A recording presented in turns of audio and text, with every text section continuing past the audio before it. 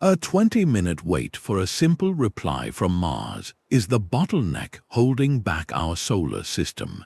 This is the fundamental delay of interplanetary communication, a barrier built into the fabric of space itself. But a revolution is coming, one that will transform how we explore and connect across the vast distances between worlds. By the end of this video, you will understand exactly how a network of laser relays will create the backbone of a true interplanetary internet. We will uncover the ingenious way scientists are turning light into an unstoppable data stream and explore the celestial architecture that must operate flawlessly for decades. What would you attempt if you knew your discoveries could be shared with the world in an instant? That critical event on Mars is already history by the time we see it. Picture the Perseverance rover, its instruments detecting a sudden dust devil or a curious rock formation that demands immediate analysis. The rover records every detail, packages the data, and beams it toward Earth as a stream of radio waves traveling at the ultimate speed limit of the universe, the speed of light.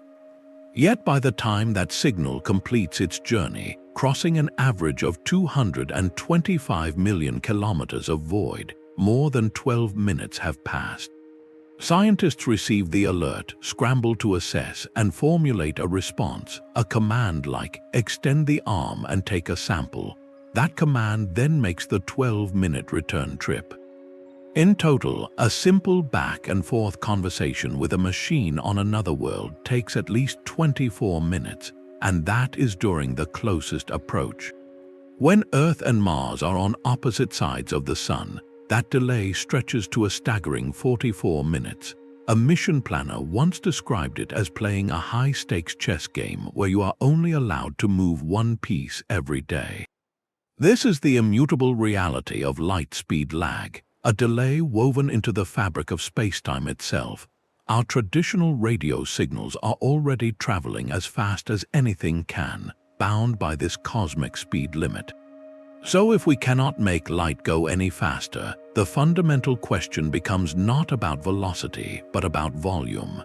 How can we send so much more information with every precious pulse of light that we make the vast distances feel insignificant? Radio waves are like that dim candle, their signal spreading out into a wide, weak cone of energy as they travel. By the time they reach Earth from Mars, the signal is so faint we need football field-sized antennas just to hear the whisper. But a laser is the lighthouse beacon, a perfectly coherent shaft of light that can stay focused over astronomical distances. This is the core of the revolution, a shift from radio to optical communications, and it is called Deep Space Optical Communications, or DSOC. Think of it not as a simple upgrade, but as a fundamental change in the language we use to speak across the solar system. The secret lies in the physics of light itself. A laser beam operates at a much higher frequency than a radio wave. To understand why this matters, imagine you are trying to send a message using sound. A low, rumbling bass note can only carry a very simple rhythm, but a high-pitched whistle can be modulated incredibly fast, allowing it to carry a complex symphony of information. In the same way, the higher frequency of laser light means we can imprint vastly more data onto every single pulse.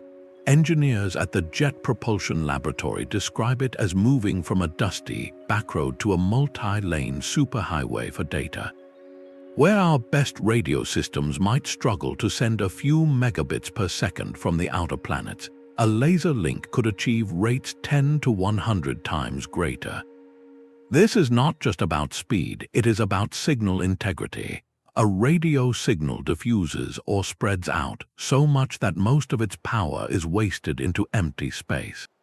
A tightly focused laser beam, however, stays concentrated.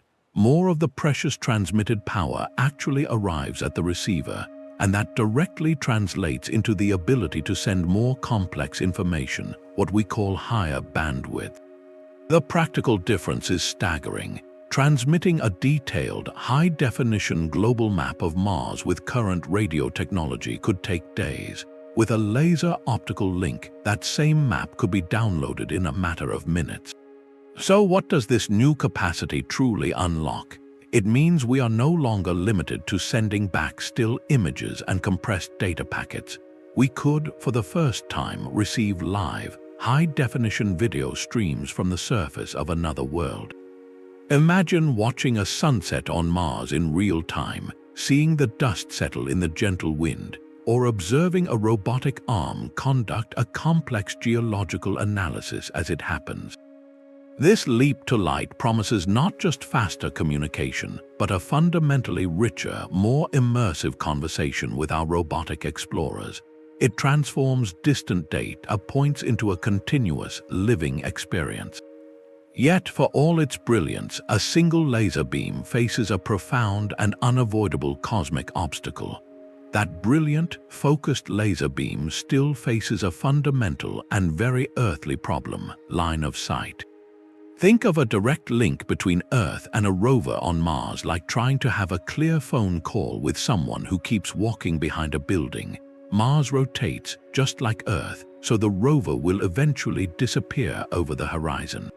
Earth itself rotates, taking our ground stations out of view, and sometimes the Sun itself moves directly between the two planets, completely blocking the signal for weeks at a time. A single, perfect laser link is still vulnerable to these cosmic blind spots. The true solution, therefore, is not just a better beam, but an entire celestial network. We must move from a single, fragile thread to a robust, interconnected web. This is the relay concept, and it is the masterstroke that will turn high-speed optical links into a permanent, reliable interplanetary internet. The core idea is to place a constellation of relay satellites at strategic gravitational parking spots around the Sun, Mars, and eventually other planets. These are the Lagrange points, stable zones where the gravitational pull of two large bodies, like the Sun and Earth, perfectly balances the orbital motion of a smaller object. By positioning a relay satellite at one of these points, we can create a persistent vantage point that never loses sight of either Mars or Earth. These relays act as signal repeaters or switches in the void of space. If a rover on Mars cannot see Earth directly, it simply beams its data up to a nearby Mars-orbiting relay. That relay, which maintains a constant line of sight to a larger solar-orbiting relay, then passes the signal along the chain until it reaches Earth. It is precisely like how cell phone towers create a seamless network on Earth, but engineered on a solar system scale. System architects describe the vision as a mesh of nodes, a resilient infrastructure where data can always find a path, even if one link is temporarily broken. Building this requires solving a breathtaking set of challenges rooted in orbital mechanics and autonomous software. The placement of each relay is a delicate ballet, calculated to minimize fuel use over decades while maintaining perfect alignment. The network cannot rely on human controllers to route every data packet. The delays are simply too great. Instead, it must use intelligent, autonomous routing protocols, much like the Internet does today, but programmed to handle the predictable yet vast distances of space. This introduces a critical concept known as store and forward. If a solar storm temporarily disrupts a link, or a planet moves into alignment, the relay satellite must be smart enough to safely store the incoming data, patiently waiting for the next available window to send it onward. This ensures no precious scientific discovery is ever lost in transit. We can see the early blueprint for this in plans like the Mars communication and navigation infrastructure. This future system envisions a constellation of relays around Mars that would serve not just robotic rovers, but future human explorers, providing them with continuous, high-bandwidth connection to mission control, and just as importantly, to their families back home. It transforms a solitary outpost into a connected community. This leads to the ultimate engineering question for such a network, one of breathtaking scale and longevity.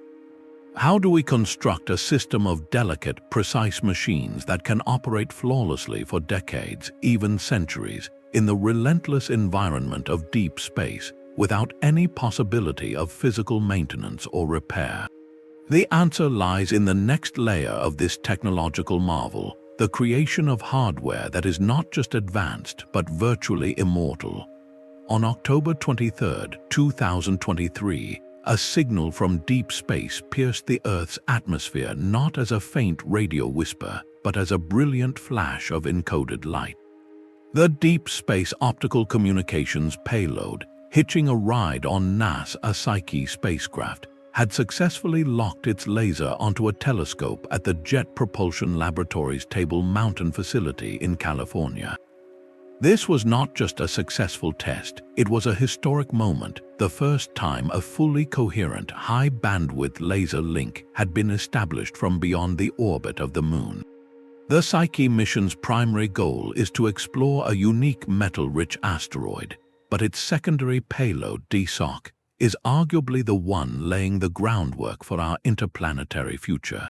It serves as the critical proof of concept, demonstrating that we can indeed aim and maintain a laser link across tens of millions of miles with the precision required for a solar system-wide network. The challenge is almost unimaginable. The team described the feat as trying to hit a moving dime from a mile away, while both the dime and the laser are on separate, fast-moving carousels. At its farthest test distance, the laser beam from Psyche was spreading to a width of several kilometers by the time it reached Earth. Hitting a telescope aperture only a few meters wide required astonishingly precise pointing and tracking, a capability that must be flawless for any future relay. The heart of this demonstration is the flight laser transceiver, a marvel of miniaturization and stability. It takes digital data, the ones and zeros from the spacecraft's instruments, and modulates them onto a near-infrared laser beam. This process turns the steady beam into a rapid-fire series of incredibly subtle pulses, each representing a piece of information. But the journey is not over when the light leaves the spacecraft. It must then pass through Earth's turbulent atmosphere, which blurs and distorts the signal like heat haze rising from a desert road. This is where adaptive optics on the ground-based telescope come into play.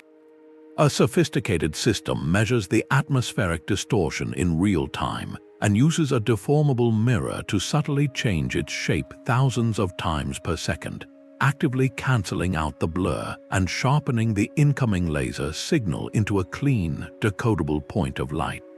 The success of Psyche's DSOC is monumental because it validates every core component of the optical link in the punishing environment of deep space.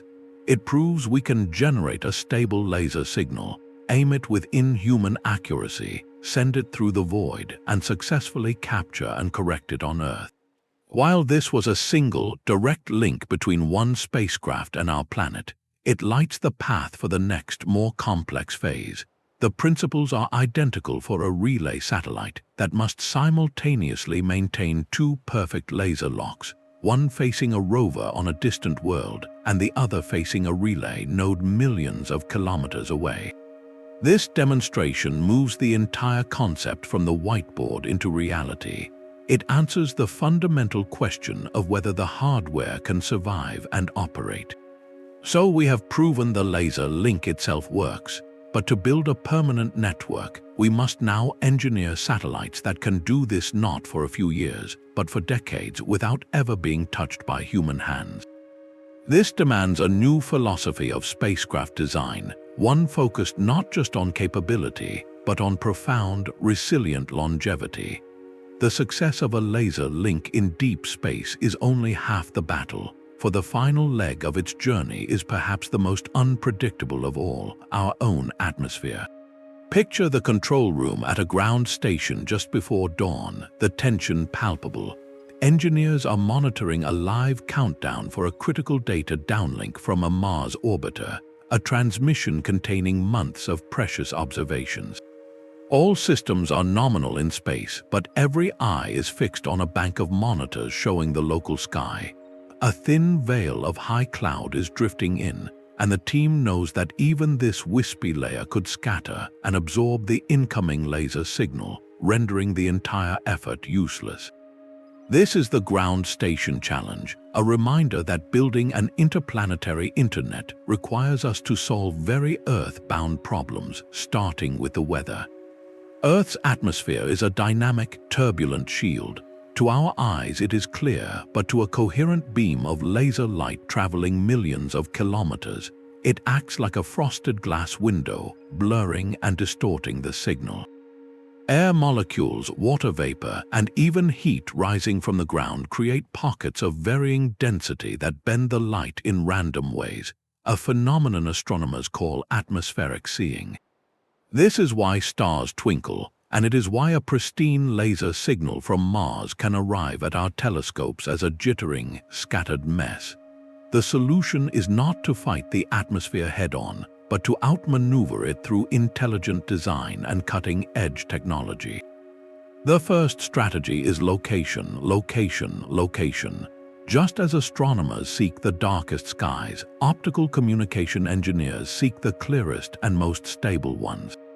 This means building ground stations in high altitude, dry climates where the atmosphere is naturally thinner and less turbulent. Places like the Table Mountain facility in California or the peaks of the Canary Islands offer a significantly higher probability of cloud-free, calm nights, maximizing the window for perfect data reception. But even the best locations have bad weather days, so the system must be inherently resilient, employing a concept known as diversity reception. Instead of relying on a single ground station, a global network is established. If clouds roll over the station in California, the incoming laser link can be seamlessly handed off to a waiting telescope in Spain or Australia. The data stream simply finds another door into the planetary network, ensuring no interruption. This multi-node approach mirrors the redundancy of the Internet itself, creating a safety net against local atmospheric conditions. The most ingenious countermeasure, however, happens in real time at the telescope itself. It is a technology called adaptive optics. Here is how it works. As the distorted laser signal arrives, a sensor analyzes its wavefront, measuring exactly how the atmosphere has scrambled it. This information is fed to a computer, which calculates the inverse distortion and commands an array of hundreds of tiny actuators behind a flexible mirror. This mirror deforms, subtly changing its shape thousands of times per second, actively canceling out the atmospheric blur. It is like putting prescription glasses on the telescope in real time, sharpening the faint, dancing dot of laser light back into a crisp, decodable signal. Experts describe it as trying to stabilize the view through a pool of rippling water by constantly bending a membrane on its surface. This evolution is already underway within our existing space communication backbone, the Deep Space Network. The familiar giant radio dishes are being complemented by new optical terminals, creating a hybrid future. Radio will remain the reliable, all-weather workhorse for critical commands and basic telemetry, while lasers become the superhighway for torrents of scientific data during clear sky passes. This dual strategy provides the best of both worlds, resilience and revolutionary capacity. It answers the reflective question posed by a cloudy day at a ground station. We cannot control the weather, but we can design a system intelligent and distributed enough to work around it. This holistic view, solving for both the emptiness of space and the complexity of our own planet, is what will make the network truly robust. Yet, even with a perfect ground network, a deeper, more fundamental question remains for the relays themselves, floating in the silent void between worlds. How do we power and protect these vital nodes for the decades or even centuries they must operate without a single service call? The difference between a torrent of scientific discovery and a silent, missed connection in the void comes down to a feat of precision that borders on the impossible. It is the challenge of pointing. To visualize the scale, picture this scenario not as an analogy, but as the literal math of the problem. A future laser relay satellite orbiting Mars must establish a link with another relay stationed near Earth. They are separated by perhaps 200 million kilometers. The laser beam it fires is incredibly narrow, but over that staggering distance, it still spreads out to a circle roughly the size of a small city by the time it reaches its target. The receiving telescope on the other relay, however, might only be the size of a dinner plate. Hitting that plate requires aiming the initial laser with an accuracy finer than 1/10,000th of a degree. Guidance and control specialists describe it as trying to thread a cosmic needle while riding a roller coaster, because both spacecraft are also vibrating from internal machinery and being gently buffeted by the solar wind. A misalignment of even a fraction of a degree means the entire beam shoots off into empty space and the connection is lost. So how do two machines, alone in the dark, find each other and shake hands with light? The process begins not with a powerful, data-carrying main laser, but with a much simpler signal, a beacon. One spacecraft, let us say the Mars relay, will first emit a wide, fan-like laser beacon in the general direction of where it knows the Earth relay should be. This beacon is not for sending data, it is a cosmic flashlight, a way of saying, "I am over here." The receiving spacecraft uses its sensitive optical telescope to scan the predicted patch of sky. When it finally detects that faint, flickering point of beacon light against the backdrop of stars, the real magic begins. An ultra-sensitive camera inside the receiver tracks the beacon's position.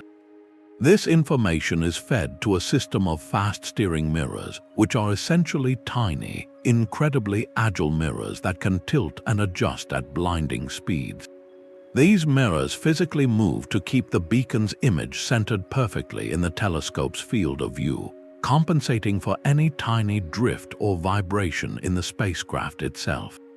Once the receiver is locked onto the beacon, it knows exactly where to aim. It then turns on its own high-power communication laser, precisely aligned through the same steering system, and fires a tightly focused beam directly back along the path of the incoming beacon. The first spacecraft sees this return signal, locks its own steering mirrors onto it, and just like that, a two-way, high-speed laser link is established. This entire delicate dance of detection, lock, and handshake must happen autonomously, governed by algorithms, because the 20-minute light speed delay makes any human intervention impossible. The spacecraft's ability to hold this lock is where engineering meets artistry. Every component on board generates tiny vibrations, from spinning reaction wheels that adjust orientation to pumps circulating coolant. To prevent these micro-tremors from jiggling the laser off target, the optical assembly is mounted on sophisticated vibration isolation systems, like placing the most delicate instrument on a perfectly balanced suspension. The spacecraft also needs to know its own attitude, its precise orientation in space to an extraordinary degree. It does this not by looking at planets, but at the fixed background of stars using instruments called star trackers. By comparing the observed star field to an internal celestial map, the spacecraft can determine which way it is pointing with phenomenal accuracy. Artificial intelligence plays a growing role here, learning the unique vibration signature of the spacecraft and predicting drift before it happens, making minuscule corrections in real time to keep the laser locked on target. We are already rehearsing this ballet closer to home.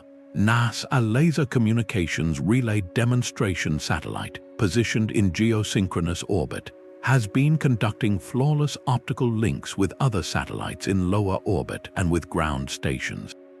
It serves as a vital testbed, proving that the pointing and acquisition technology can work reliably in the space environment.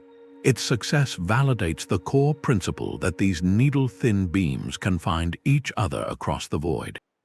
So we have a network of immortal relays that can point with superhuman precision. But this grand vision of an interplanetary internet is not being built in a vacuum. It is emerging from a fierce, high-stakes competition that is accelerating progress in ways we have never seen before. The flawless laser lock between two distant relays is just the beginning of the conversation.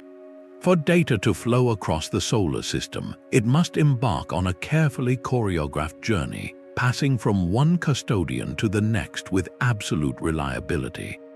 Let us follow a single, precious data packet from its origin to its destination on Earth. It begins its life on the instrument of a Mars rover, a collection of measurements from a newly drilled rock sample. The rover does not aim its laser directly at Earth, which is below its horizon. Instead, it points skyward to a dedicated communications orbiter circling Mars, the first relay in the chain. In a brief, high-speed burst, the data is transmitted and received. The Mars orbiter now holds custody of that information, but its job is not to store it. Its antenna is already turning toward a different point in the void, where a larger, solar orbiting relay maintains a permanent vantage point. The handoff is made, a second laser link flashing across millions of kilometers. Finally, this sun-centered relay, with its clear line of sight to the home planet, transmits the packet to a ground station in California. This sequence of flawless handoffs is the physical architecture, but it requires a new kind of language, a protocol designed not for our world, but for the cosmos. Our terrestrial internet runs on a set of rules called Transmission Control Protocol and Internet Protocol, or TCP/IP. It is a brilliant system built for a connected world, but it makes one critical assumption, that a continuous, low-latency connection exists between sender and receiver. It expects quick acknowledgements, and if a packet gets lost, it assumes the connection is broken and starts over. This logic falls apart when the nearest node is 40 light-minutes away. You cannot have a real-time conversation with a network that treats a 9-hour planetary alignment as a catastrophic failure. The solution required internet pioneers to look beyond Earth. One of the very architects of the internet, Vint Cerf, turned his attention to this problem, championing the development of a new standard for an interplanetary internet. The result is delay and disruption-tolerant networking, or DTN. Think of it not as a faster protocol, but as a more patient one. DTN is built for an environment where connections are predictable but intermittent, where delays are not a bug, but a fundamental feature of the landscape. At the heart of DTN is the store and forward principle.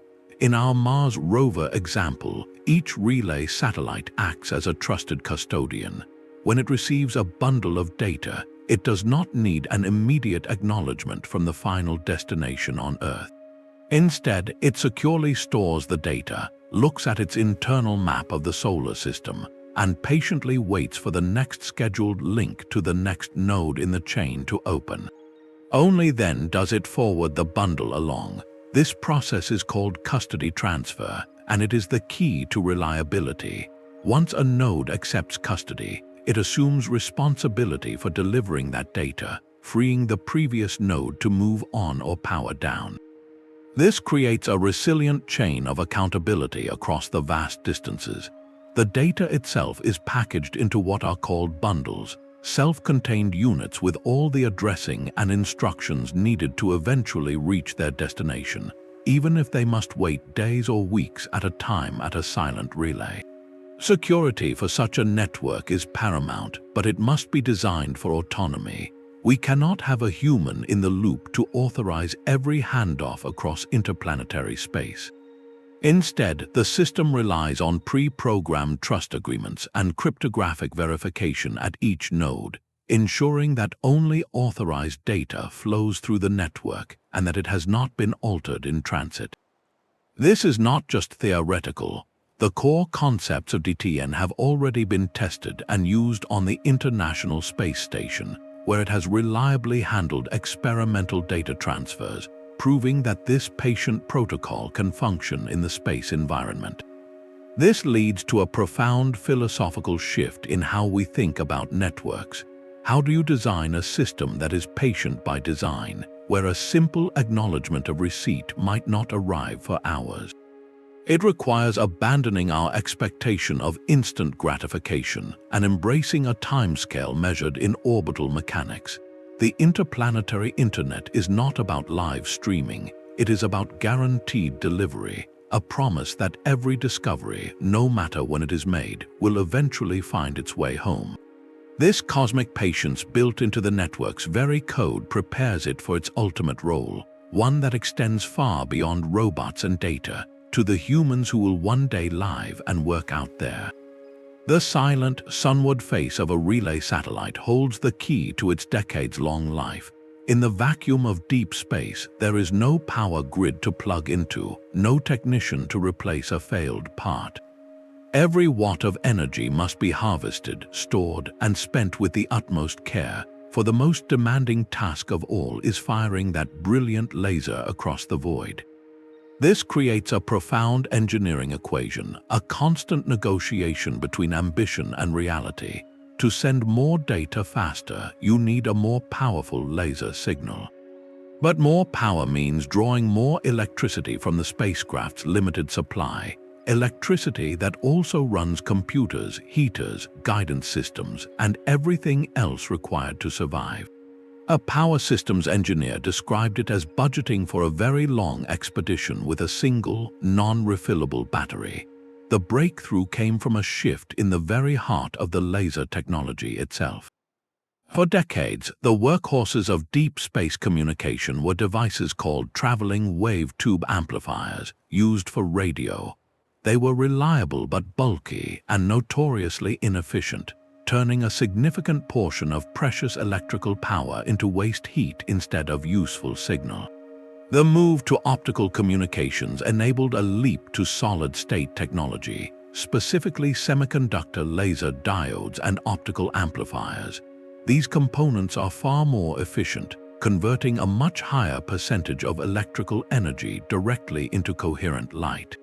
It is the difference between an old incandescent bulb and a modern LED. Both make light, but one does so with a fraction of the energy. This efficiency is everything. It means a spacecraft can generate a formidable laser beam without draining its lifeblood. But the ingenuity does not stop at the laser source. On the receiving end, the strategy flips. Here, the goal is not to transmit power, but to detect the faintest possible whisper of light.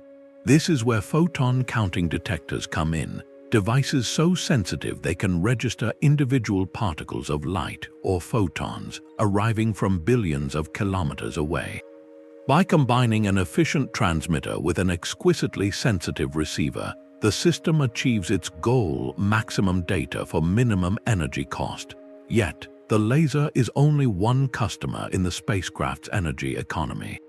The entire machine must endure. This demands advanced, ultra-lightweight solar arrays that unfurl like wings to capture every possible photon from the distant sun. It requires next-generation batteries that can survive thousands of charge and discharge cycles to power the vessel during the long, cold eclipses when it passes into a planet's shadow. Perhaps the most silent challenge is thermal management. In the vacuum of space, there is no air to carry away heat. The waste heat from electronics and even the laser itself must be carefully radiated into the void through specially designed panels, lest the satellite cook itself from the inside. All these systems are governed by an intelligent power management brain, one that constantly monitors energy levels and makes autonomous decisions. During a solar conjunction, when the sun blocks the line of sight to Earth for weeks, the relay cannot communicate. There is no point in wasting power, so it will enter a deep, low-power safe mode, a kind of electronic hibernation, shutting down all but the most essential systems to conserve every joule of energy until the link can be re-established. This combination of efficient generation, prudent storage, and smart conservation is what allows a single satellite to operate not for years, but for decades as a permanent node in the network. As we look beyond Mars to the icy moons of Jupiter and the haze of Titan, where sunlight is a faint memory, a question emerges: what happens when solar power is no longer enough? For missions to the outer solar system, the conversation turns to compact nuclear power sources, like radioisotope thermoelectric generators, which provide steady, long-term power from the decay of radioactive materials. These units have safely powered missions like Voyager and Cassini for generations. Their reliable, sun-independent energy could be the final piece, enabling laser relays to operate even in the perpetual twilight of the solar system's frontier, ensuring that the network's light reaches every corner of our celestial neighborhood. A single high-energy cosmic ray, a subatomic bullet traveling near light speed, can pass straight through the hull of a relay satellite.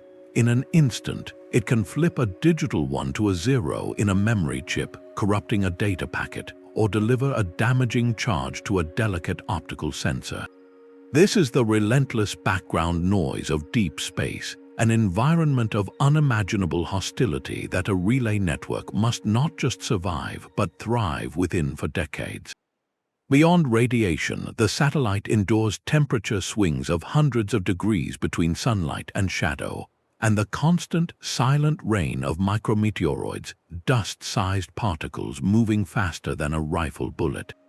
Building for this reality requires a philosophy of hardening, of designing machines to be inherently resilient. The first line of defense is shielding. Critical electronics are often housed within vaults, boxes lined with materials like tantalum or specially formulated plastics that absorb and scatter incoming radiation before it can reach the sensitive silicon brains inside. But shielding adds weight, and every kilogram launched into deep space is precious. So engineers go a step further, selecting radiation-tolerant components from the start. These are chips and sensors designed and tested to withstand a certain total dose of radiation over their lifetime, often by using different semiconductor materials or larger transistor geometries that are less susceptible to upset. Yet, the most critical strategy is not about preventing every single error, but about ensuring no single point of failure can doom the mission. This is the principle of redundancy. A relay satellite will carry multiple copies of its most vital systems, a primary and a backup, and sometimes a backup for the backup. If a cosmic ray disables a main computer, the spacecraft autonomously switches to its twin within milliseconds, maintaining the vital laser lock without a hiccup. This layered defense extends to the very eyes of the system, the telescopes and lenses. Materials scientists face a unique challenge. The optical coatings that make mirrors reflective and lenses transparent are vulnerable to degradation from years of intense solar ultraviolet radiation.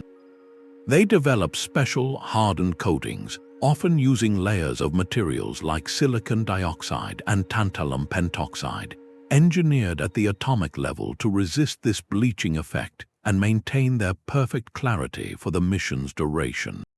Then there is the threat of pitting. A micrometeoroid smaller than a grain of sand strikes a primary mirror at hypervelocity.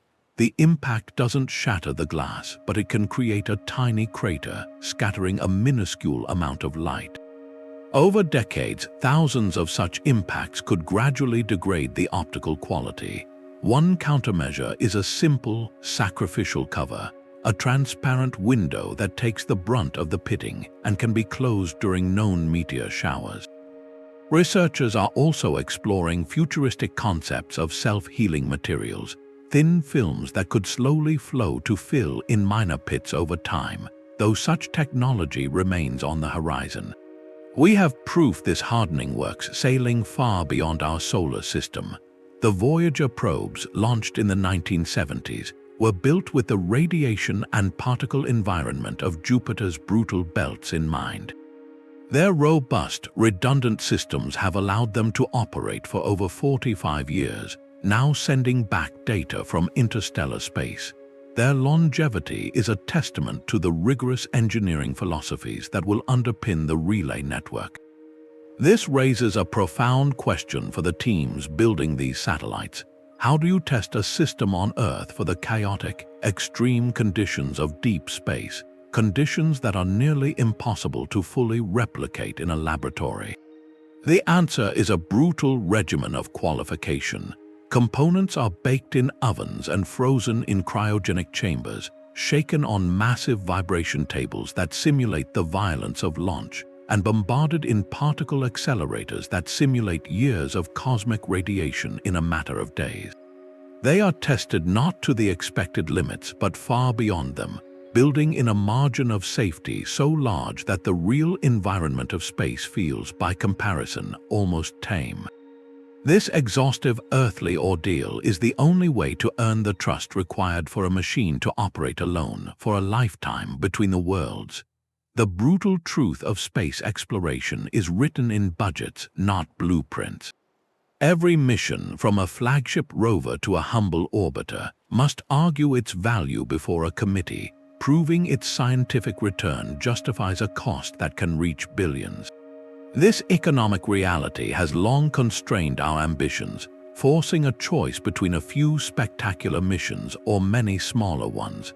But the Laser Relay Network proposes a radical new economic model for the solar system, one that shifts the financial calculus from individual expeditions to shared infrastructure.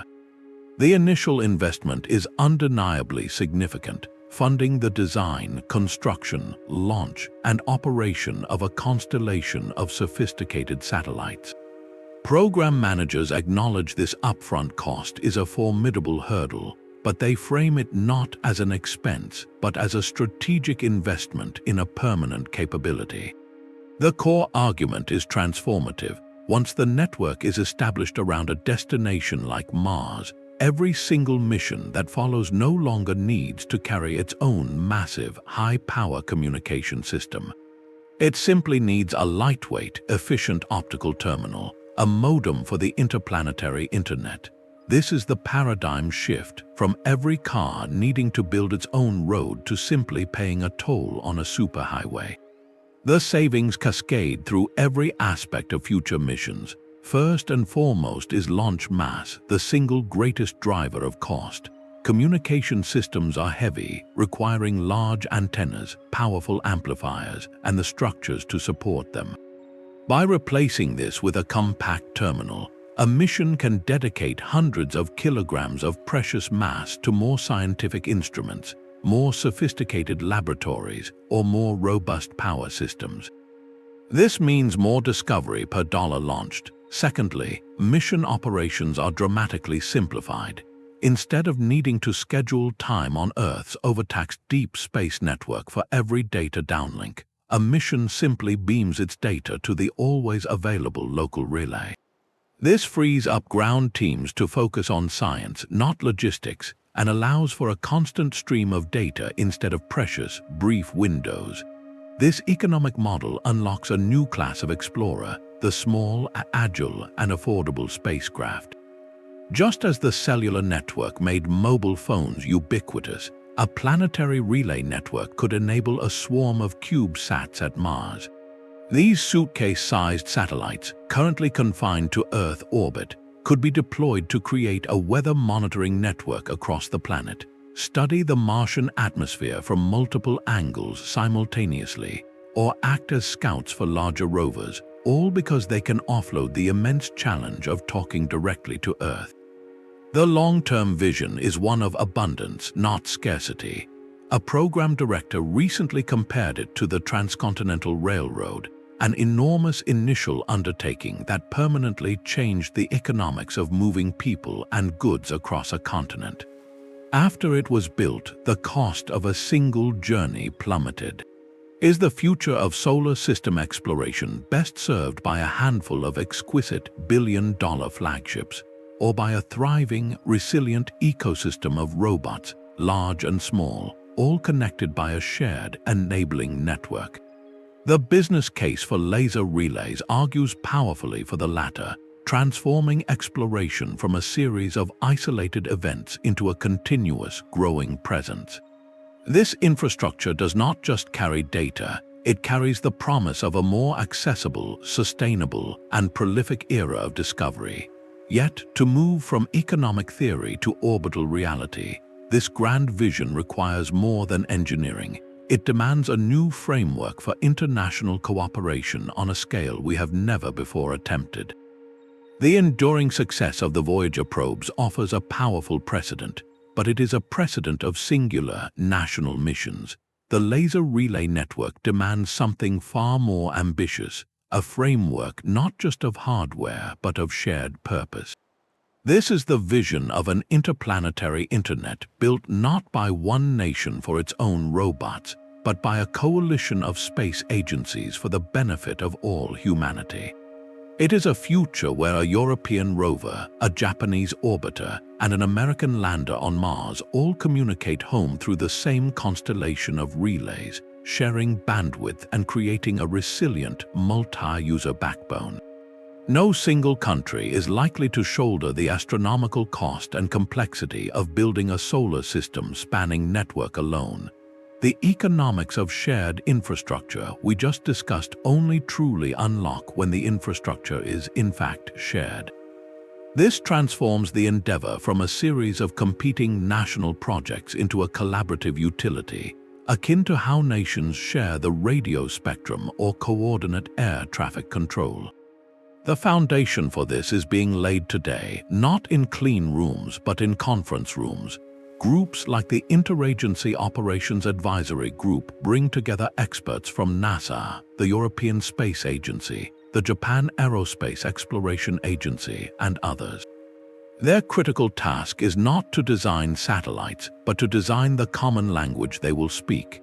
They are forging the international standards for optical communication, agreeing on laser frequencies, modulation schemes, and data formats so that a relay built by one agency can seamlessly talk to a spacecraft built by another. Without these universal protocols, we risk a celestial Tower of Babel, where brilliant lasers flash past each other, incapable of understanding. This technical coordination must be underpinned by new diplomatic agreements. Space law experts point to a looming challenge: the allocation of the optical spectrum. Just as radio frequencies are carefully managed to prevent interference on Earth, we must now establish rules for who can use which bands of light in deep space to prevent one mission's laser from blinding another's receiver. Furthermore, we need clear frameworks for data rights and liability. If a relay satellite operated by one nation is used to transmit critical data for another, who is responsible if that data is lost or delayed? The goal is to create predictable, transparent rules of the road for this new highway system. The benefits of this collaborative model are profound. First, it shares the immense financial risk and development cost across multiple partners, making the entire enterprise more feasible. Second, it builds inherent resilience. A network contributed to by several nations, with relays in different orbits and built to common standards, is far harder to disrupt than any single national system. If one relay fails, others can pick up the slack. This mirrors the distributed, redundant design of the Internet itself, but on an international scale. We already have living proof that such cooperation is possible. The International Space Station stands as a testament to what can be achieved when nations align behind a shared scientific goal, managing complex hardware, schedules, and safety protocols across different cultures and languages. Closer to our topic, the existing Deep Space Network, while operated by NASA, regularly provides tracking and communication services for missions from Europe, India, and Japan, establishing a precedent of shared resource use. This leads to a reflective and perhaps hopeful question. In an era often marked by geopolitical tension here on Earth, can the silent, airless expanse of space become a workshop for a different kind of politics?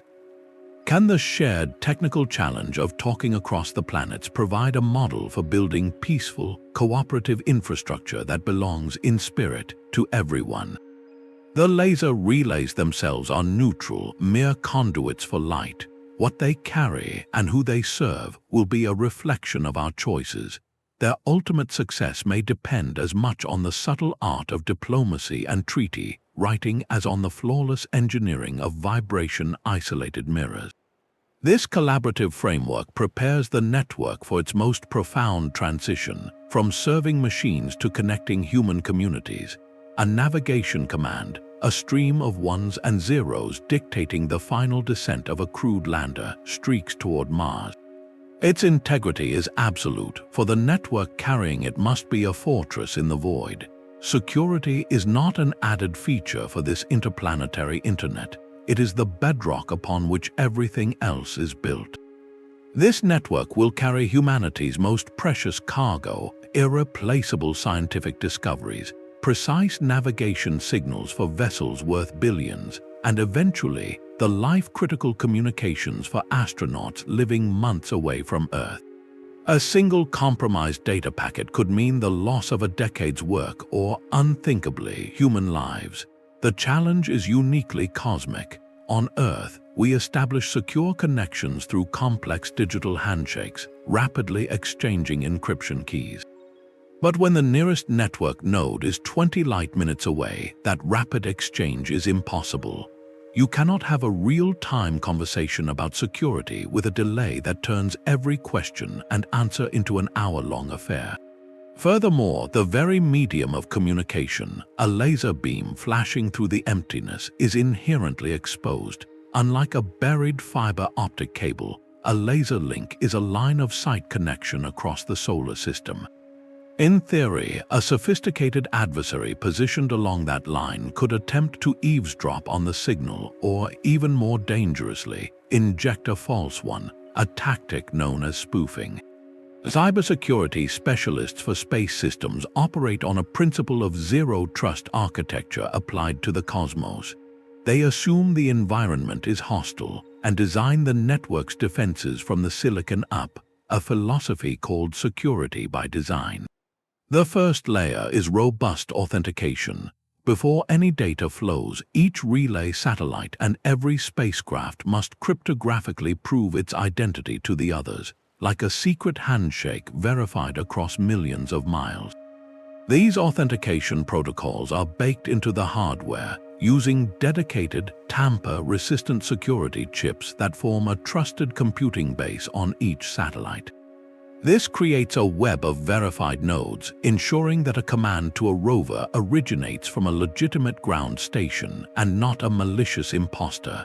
Protection against jamming, the deliberate overpowering of a signal with noise, relies on the network's distributed intelligence. If one laser link is flooded with interference, the routing protocols we discussed earlier, delay-tolerant networking, simply seek another path. The data is stored and forwarded through a different constellation of relays, circumventing the jammed route entirely. It is a strategy of resilience through redundancy, yet the most tantalizing frontier for deep space security lies in the bizarre laws of quantum physics. Researchers are actively exploring quantum key distribution for space. This technique uses individual photons to transmit encryption keys. The magic is that, according to quantum principles, any attempt to intercept and measure these photons unavoidably changes their state, alerting both the sender and receiver to the presence of an eavesdropper. It promises theoretically unbreakable encryption, while making this work over interplanetary distances, through atmospheric turbulence and across the jostling of spacecraft, remains a monumental technical hurdle. Experiments from satellites to the ground have proven its core viability. It is a glimpse of a future where the laws of physics themselves guard our communications. The task is akin to securing the undersea cables that form the backbone of Earth's internet, but for a medium with no ocean floor, no physical boundaries at all. This raises a profound and necessary question for our species as we expand beyond our home world. Who ultimately controls and defends the backbone of solar system communication? The network's architecture, its protocols and access points, will shape the future of exploration, commerce, and settlement. Building it requires not just technical genius, but a framework of international trust and transparent governance, ensuring this celestial highway remains open, secure, and beneficial for all. A dream persists in mission control rooms of watching live video from beneath the icy crust of a distant moon. The journey from the red deserts of Mars to the outer solar system is not just a leap in distance, but a transformation in environment. Out where Jupiter reigns, sunlight is only a 25th as strong as at Earth, and a simple radio command can take over an hour just to arrive. Here, the promise of laser relays shifts from transformative to utterly essential, for the data we can return is the only true measure of a mission's worth. The architectural principles remain, but every component must be re-engineered for a realm of perpetual twilight and staggering scale. The first and most profound challenge is power. Those vast sun-tracking solar arrays that work so well at Mars become impractical giants at Jupiter, struggling to gather enough energy to run a single computer, let alone fire a powerful laser. The answer, proven over decades, lies in harnessing the steady warmth of atomic decay. Spacecraft like Voyager and Cassini were powered by radioisotope thermoelectric generators, devices that convert the heat from plutonium-238 into reliable electricity for decades without sunlight. A relay satellite stationed in orbit around a gas giant would almost certainly need a version of this technology, a compact nuclear battery enabling it to operate independently of the distant sun. With power secured, the next hurdle is the sheer precision required for pointing. At these distances, a laser beam aimed at Earth will have spread to cover an area larger than our entire planet by the time it arrives. Hitting a ground station telescope or even another relay demands a level of guidance stability that pushes the limits of physics. Engineers speak of using the planet Jupiter itself as a celestial reference point, its immense gravity well providing a stable platform for ultra-fine gyroscopes and star trackers to calculate orientation. The vibration isolation systems become even more critical, as the slightest tremor in the spacecraft would smear the beam into uselessness across 1 billion kilometers. Yet the scientific payoff justifies this astronomical engineering. Mission scientists articulate a vision that sounds like science fiction, but is grounded in this precise technology. They dream of a future submarine probe melting through the ice of Jupiter's moon Europa, its cameras revealing a hidden ocean. Without a relay, such a probe might only be able to send back a handful of compressed images after a perilous data uplink through miles of ice. But with a laser relay satellite in orbit around Jupiter, serving as a local communications hub, that submarine could stream high-definition video of alien hydrothermal vents, transmitting terabytes of biological and chemical data in a single pass. This is not mere fantasy, it is the logical endpoint of the infrastructure we are beginning to build.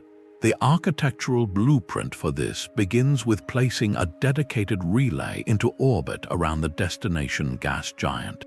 This local hub would maintain links with any surface landers, atmospheric probes, or moon orbiters in the region, aggregating their data. It would then use its powerful, nuclear-powered laser to establish a periodic link with the inner solar system network, perhaps targeting a relay stationed at the Sun-Earth Lagrange point 1, which always has a view of both the outer planets and Earth. We can see the stepping stones to this future being laid today. The Europa Clipper mission, scheduled to launch in the coming years, will not use an optical laser for its primary link to Earth, but it will employ the highest frequency radio band available, called Ka-band. This system is a critical test of high-rate communication from the Jovian system, pushing the limits of what radio can do and clearing the path for the next generation of optical terminals. Its success will prove we can handle the data rates needed to justify the leap to light. This expansive vision forces a fundamental design question upon the engineers crafting the Mars network today. Are they building a custom solution for a single planet, or the foundational node of a system that must one day reach Neptune, the most forward-thinking answer is to design for extensibility from the start. This means choosing laser frequencies and data protocols that can function just as well in the dim light of the outer system as in the inner solar system. It means designing satellite buses, the core frames of the relays, that can accept either large solar arrays or a compact nuclear power source with minimal redesign. It means creating software that can be updated over the decades to talk to spacecraft we have not even conceived of yet. The true end goal is a systemic architecture, a silent, luminous web that grows with our ambition, connecting every new outpost back to the human family. Inside the cramped airlock of a future Mars habitat, an astronaut's glove hovers over a fractured seal. A live video feed shows the damage, but the voice from Mission Control arrives 20 minutes later, discussing a problem that has already either been solved or grown worse. This is the human cost of the bandwidth bottleneck, where even our fastest signals are trapped in a trickle, preventing the kind of real-time partnership that complex, dangerous work demands. The shift to laser relays changes this dynamic fundamentally, not by breaking the laws of physics, but by finally using light to its full potential for the people living on the frontier. For human exploration, this network is not a luxury, it is a lifeline. The speed of light delay to Mars is an immutable fact, a minimum of about 3 minutes one way at closest approach and over 20 minutes at its worst. We cannot make the distance shorter, but we can make the connection infinitely richer.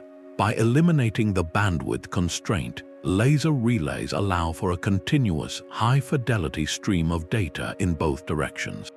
Imagine the astronaut with the broken seal. With a relay link, they could put on a pair of augmented reality glasses, and a specialist on Earth, seeing exactly what they see through a high-definition live stream, could draw annotations directly into their field of view. A virtual arrow could point to a specific bolt, a schematic could overlay the machinery, all while the astronaut's own biometrics and suit telemetry stream back to a medical team. The conversation would still have a long pause, a slow exchange, but it would be a conversation in full color and detail, not a series of fragmented text messages. Astronaut psychologists emphasize that for missions lasting years, the quality of connection to home is as critical as air and water. It is about psychological endurance. Low bandwidth, intermittent contact breeds a profound sense of isolation, a feeling of being cast adrift. High bandwidth, persistent contact, even with a delay, creates continuity. It allows for shared experiences, for a crew member to show their family a stunning vista outside the habitat window in near real time, or for a mission commander to consult face-to-face with a project scientist over a puzzling rock sample. This high-fidelity link enables continuous health monitoring that goes far beyond periodic checkups.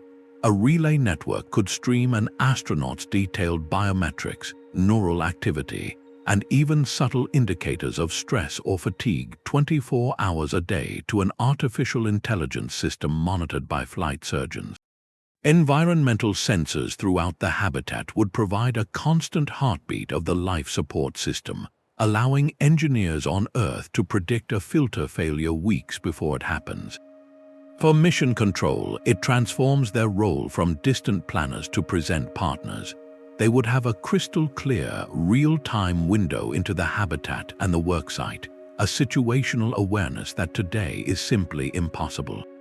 The difference is akin to the early polar explorers, who vanished into the white silence for years, versus modern research teams in Antarctica who have daily video calls with their institutions.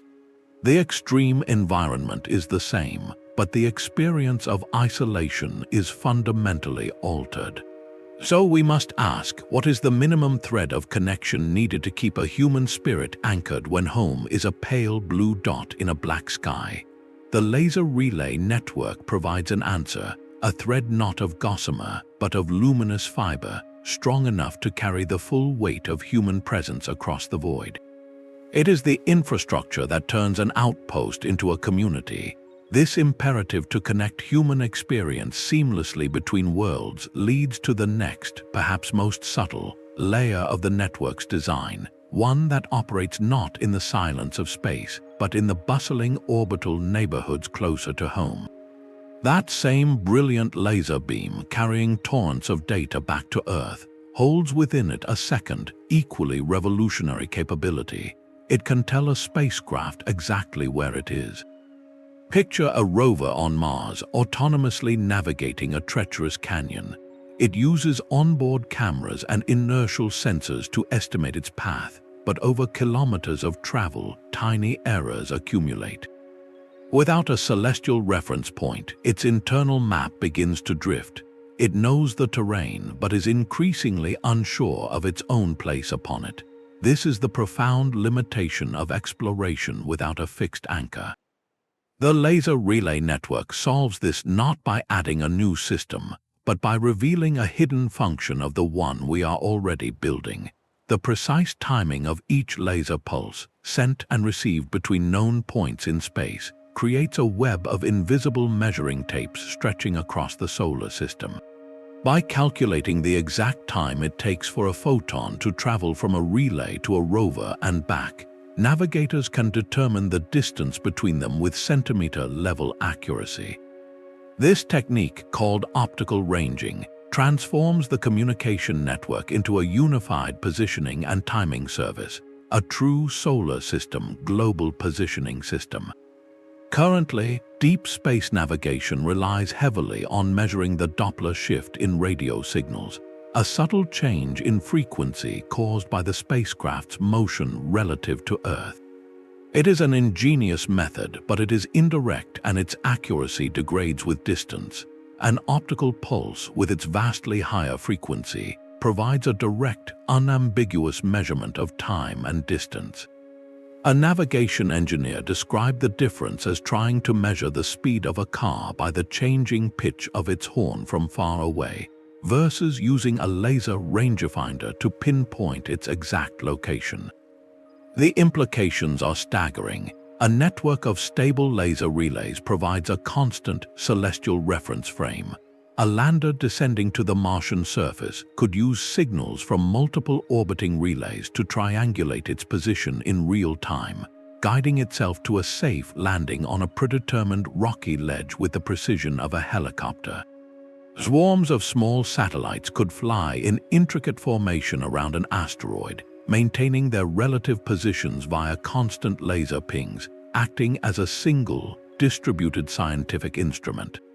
This synergy extends beyond mere location to the very fabric of time itself.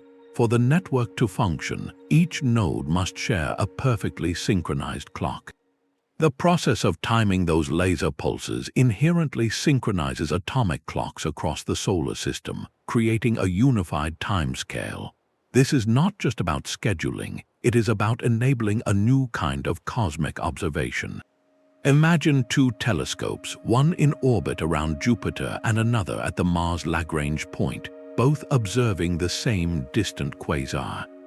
With their clocks synchronized via the laser network to within a fraction of a nanosecond, they could combine their data to act as a single, solar system-wide interferometer, achieving a resolution equivalent to a telescope with a diameter equal to the distance between them. The quest to send a faster message home may, almost as a byproduct, gift us with the most precise map of our celestial neighborhood ever conceived, a grid of light where every spacecraft always knows its place. A solar storm erupts from the sun, hurling a wave of charged particles across the solar system. By the time the first distorted data packets alert engineers on Earth, the autonomous intelligence aboard a Mars relay has already acted. It has recalculated every active link, rerouted critical science data through two other satellites, and placed low-priority engineering telemetry into storage, all before a single human has read the initial warning. This is not science fiction, it is the operational reality of an interplanetary internet. Managing a dynamic, delayed network spanning billions of kilometers makes human-in-the-loop control utterly impractical. The only possible conductor for this celestial orchestra is artificial intelligence. Software architects describe these systems as cognitive networks, imbued with machine learning not just to react but to predict and adapt. Their core function is to make the network self-healing and self-optimizing. Consider the fundamental challenge of pointing. Even with perfect star trackers and gyroscopes, a relay satellite's precise orientation can drift over time due to microscopic forces like the gentle pressure of sunlight itself. A machine learning algorithm can learn the unique fingerprint of this drift for each individual spacecraft, analyzing years of sensor data to predict and preemptively correct for it, maintaining that perfect laser lock with almost psychic stability. This predictive power extends to the network's very heartbeat. The AI knows the orbital mechanics of every node, planet, and moon in its system with godlike precision. It can foresee exactly when Mars will pass behind the Sun, severing a direct link for weeks, and schedule a massive data dump just before the blackout begins. It can anticipate a link degradation caused by a moon's transit or a planetary ring's interference, switching to a backup path seamlessly. This intelligence must also govern the flow of information itself, making judgment calls of immense consequence. The network will carry a mix of traffic, from the routine heartbeat of a rover's systems to the urgent, encrypted stream of an astronaut's medical scan. The AI acts as a cosmic traffic controller, programmed with ethical and operational priorities. It must instantly recognize an emergency signal and grant it a clear, prioritized lane across the solar system, even if that means briefly delaying the transmission of a high-resolution planetary map. It manages the delay-tolerant networking protocol autonomously, deciding which data bundles to forward immediately, which to store, and for how long, based on predicted link availability and the stated importance of each packet. Anomaly detection is another critical layer. By establishing a baseline of normal operation for thousands of data streams, the AI can spot the subtlest of irregularities, a slight dip in laser power, a minute temperature rise in a thruster module, a pattern of correctable errors in a data channel. It can diagnose a potential hardware fault, initiate built-in self-tests, and even switch to a redundant subsystem, filing a detailed maintenance report for human engineers to review at their leisure, light minutes later. To grasp the scale of this task, think of a fleet of self-driving cars navigating a vast, intricate city. Now imagine that city is the entire solar system, constantly in motion, and the roads are invisible lines of sight that appear, vanish, and bend according to the immutable laws of gravity. The AI must navigate this ever-changing maze, avoiding collisions with communication dead ends, all while ensuring every passenger, every precious packet of data, reaches its destination safely. This reliance on autonomy forces a profound question of trust.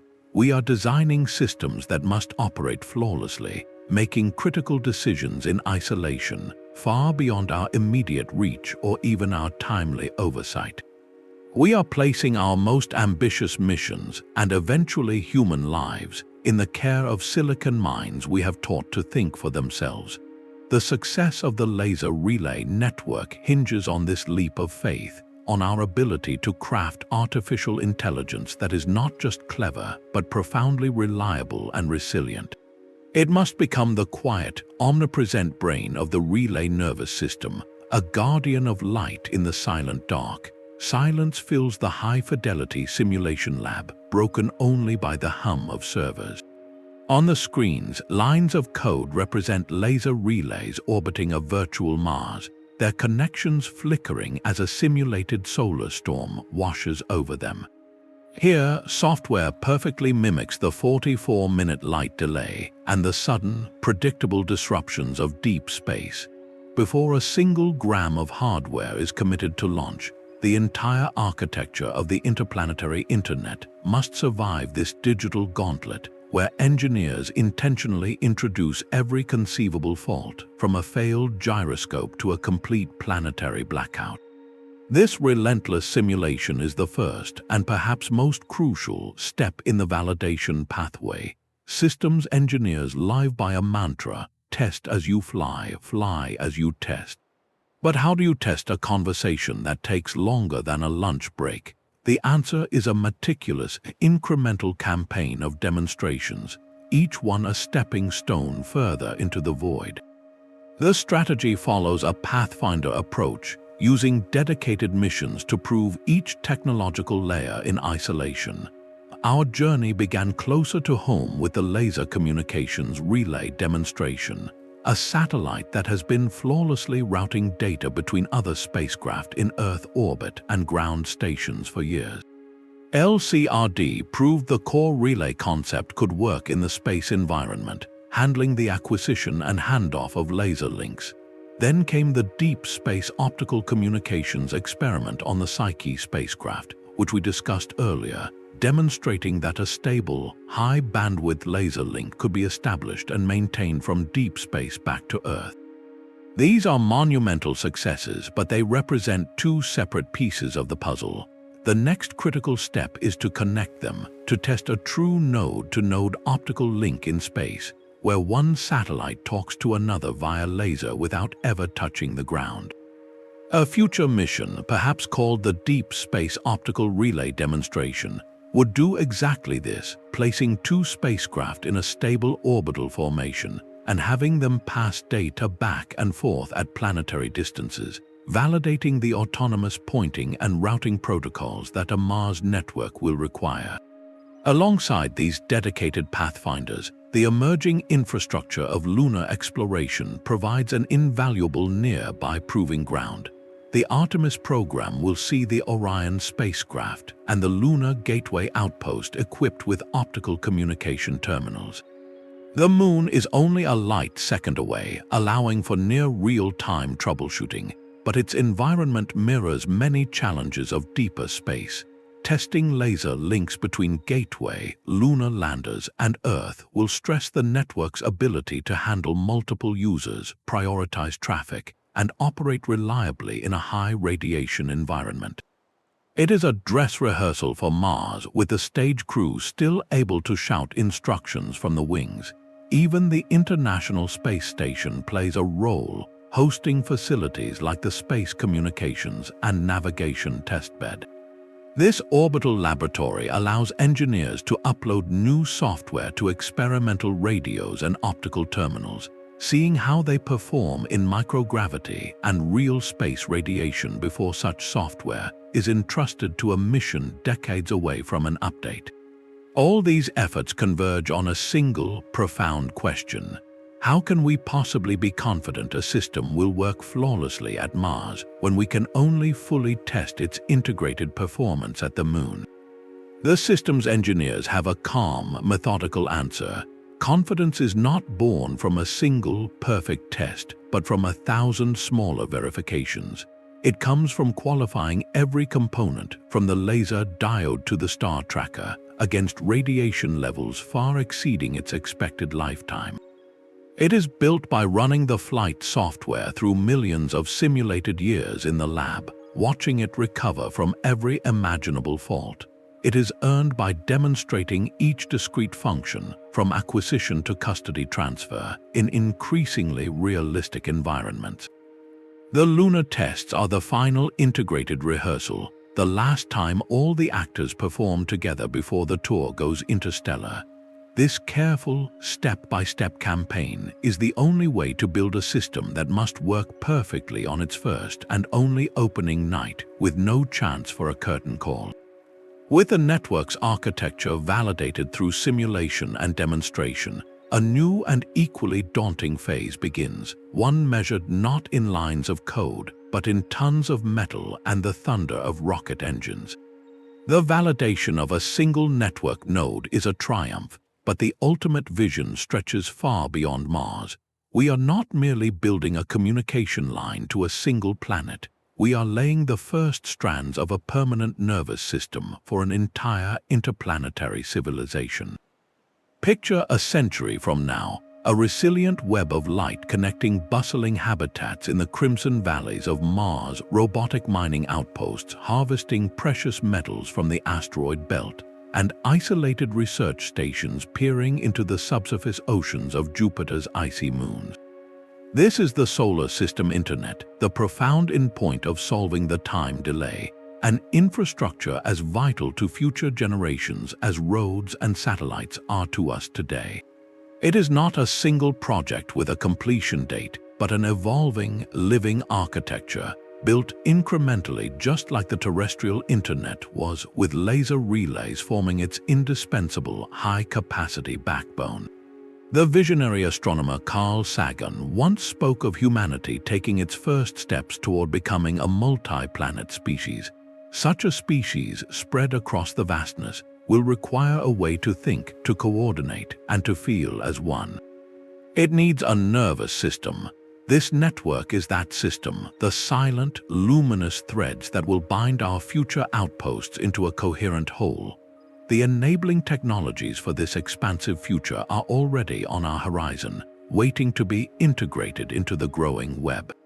Consider the need for perfect synchronization across billions of kilometers. Future relays will carry optical atomic clocks of staggering precision, creating a unified timescale for the entire solar system, enabling that celestial GPS we imagined earlier. Security will be paramount, and here the strange rules of quantum physics offer a solution. Quantum repeaters, using the principles of entanglement, could one day allow for the distribution of encryption keys that are fundamentally impossible to intercept without detection, making the backbone itself unhackable by any known means. Perhaps most transformative of all is the concept of in situ resource utilization. The network cannot forever rely on parts launched from Earth. The next generation of relays may be constructed, fueled, and even repaired using materials harvested from asteroids or the moons of Mars, allowing the infrastructure to grow and sustain itself from the resources of space itself, a hallmark of a truly mature spacefaring culture. We can trace a speculative yet logical timeline for this growth. The first phase, already beginning, establishes a robust constellation around Mars, serving robotic missions and early human explorers. Success there provides the blueprint and the confidence to expand the architecture inward, linking Venus orbit and Mercury, and outward toward the asteroid belt. Each new node makes the next one easier to deploy, as the existing network provides the communication link to guide and control the new arrival.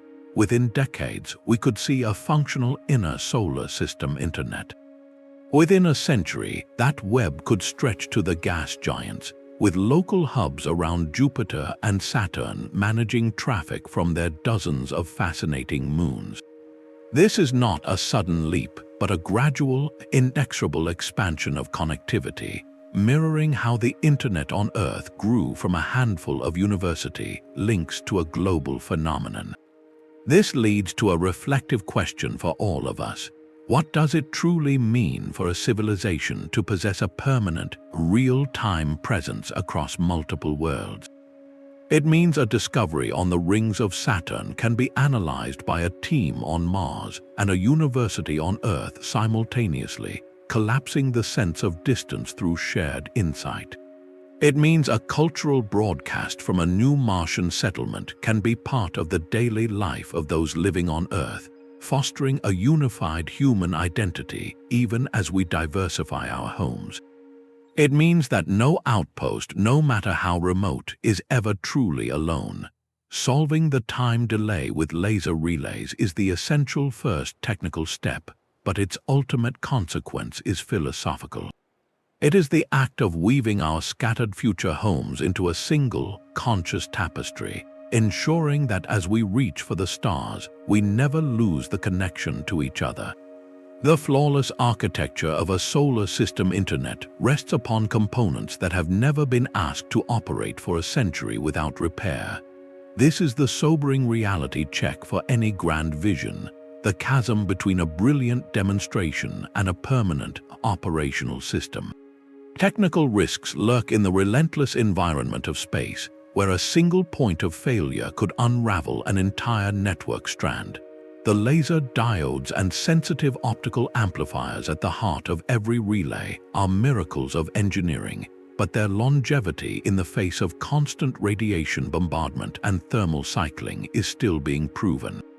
A program manager at the Jet Propulsion Laboratory once described the gap between a successful technology demo and a funded, flying constellation as the Valley of Death, where promising ideas often stall without the sustained commitment to turn them into infrastructure. Scalability presents another monumental hurdle.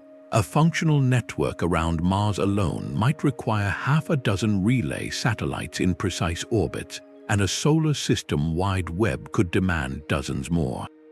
Manufacturing, testing, and launching this fleet represents a logistical and financial undertaking of a scale we have not attempted since the dawn of the space age.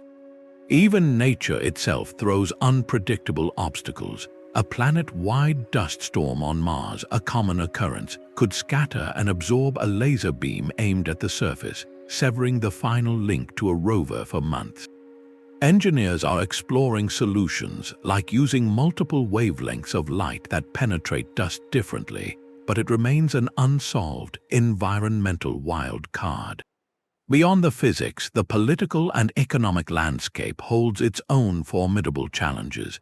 Securing consistent funding for a project whose full benefits may not be realized for 20 or 30 years is a perennial struggle in government budgets focused on shorter-term cycles.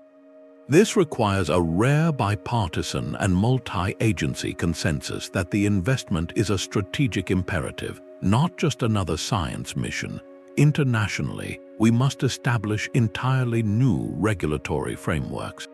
Just as radio frequencies are carefully allocated to prevent interference, the optical spectrum used by these lasers needs global agreement.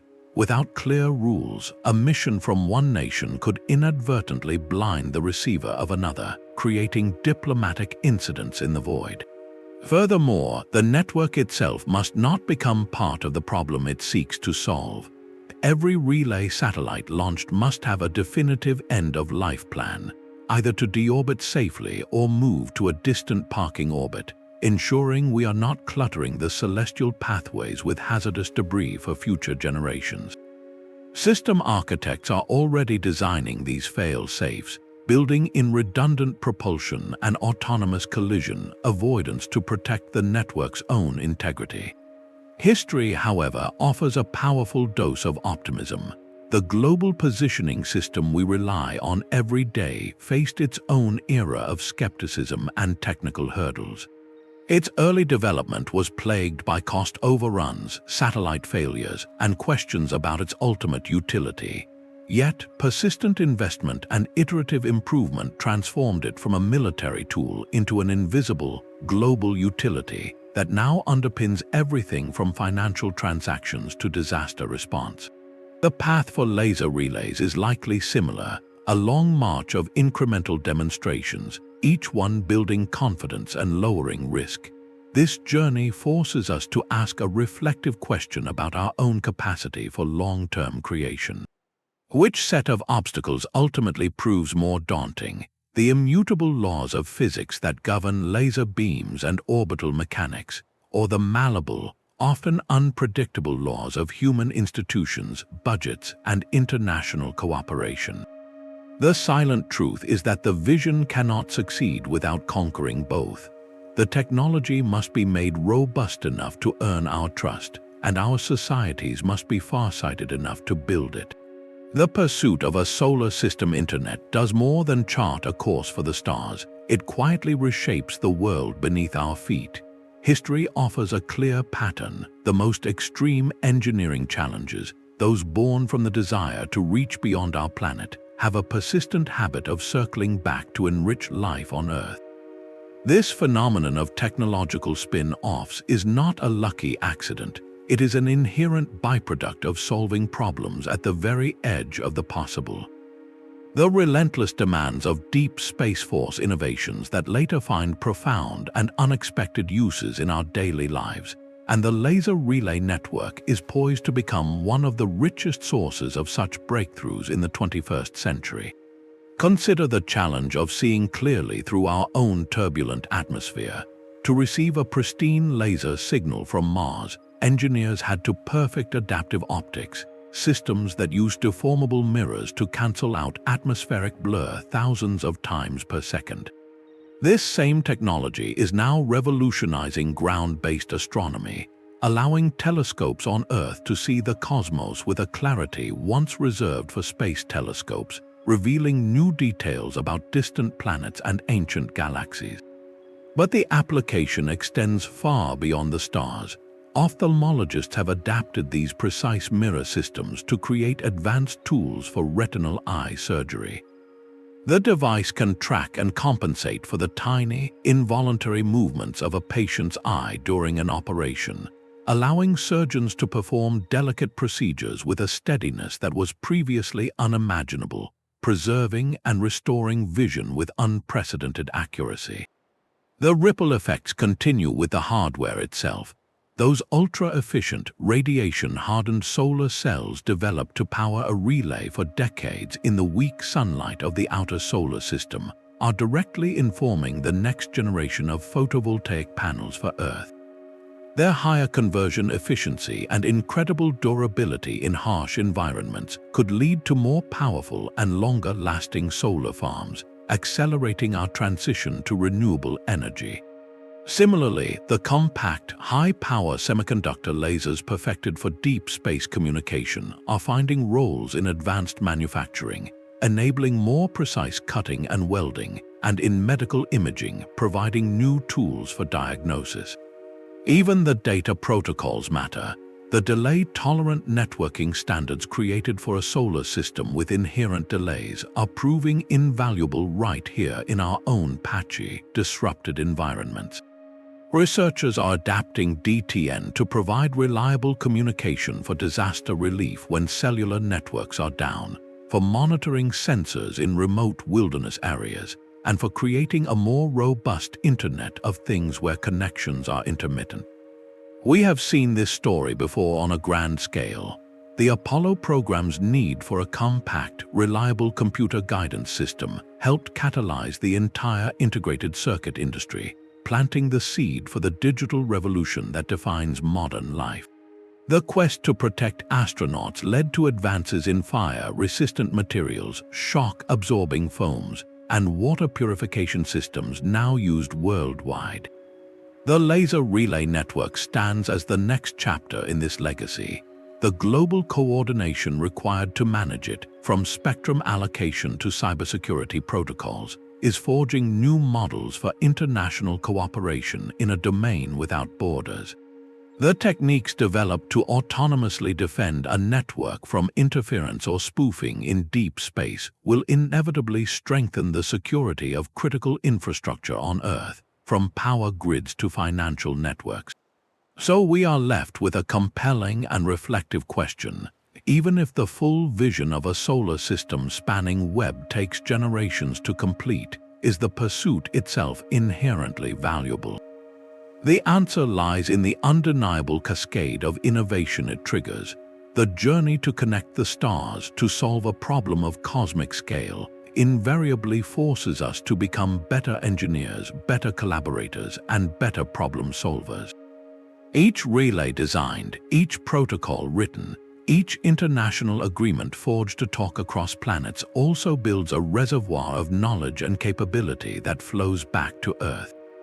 The ultimate benefit of reaching for the heavens may not be the distant outposts we establish, but the stronger, smarter, more connected world we build in the process. The journey from a 20-minute delay to an instant solar system begins with a single, focused beam of light.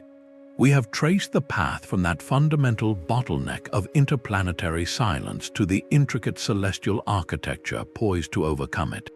This is not merely a story of faster downloads, but of a fundamental shift in how humanity operates beyond Earth.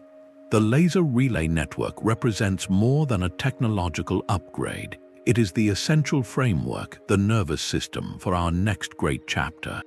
It transforms isolated missions into a coordinated presence, enabling a future where robotic swarms map alien terrains in concert and human explorers work in continuous partnership with the minds back home.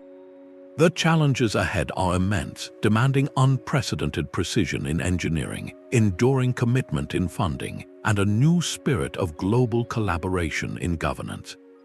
Yet history shows that the solutions forged for such grand endeavors have a way of echoing back to Earth, seeding innovations in medicine, energy, and communication that enrich life for everyone. The ultimate reward is a solar system made smaller by connection, where a discovery on a distant moon is shared in vivid detail, where no explorer is ever truly alone, and where humanity's story is woven across multiple worlds. Our future among the stars will be written not just by the rockets that carry us there, but by the luminous threads of data that bind our journeys together. If this vision of an interconnected future resonates with you, please subscribe for more explorations of the technology shaping tomorrow. We would love to hear your perspective. Which planet or moon would you most want to receive a live, high-speed data stream from? Share your thoughts in the comments below.